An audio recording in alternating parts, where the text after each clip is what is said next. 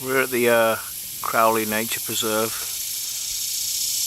A big banana spider has got himself breakfast, which is a dragonfly. And I think he's in the process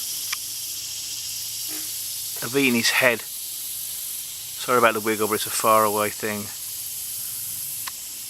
It's hard to video with the wind blowing.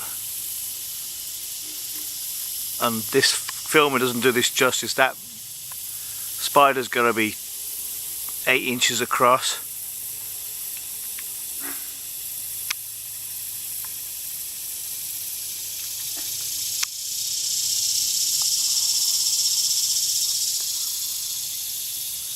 Yep, eating his head.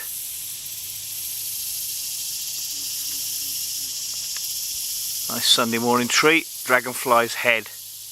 Piece of toast now. Dragonfly's head, please, for me.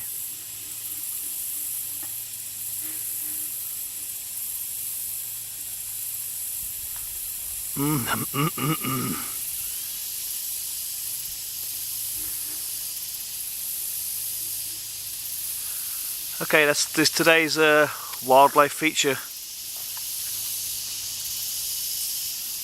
Dragonfly's head. See you, folks.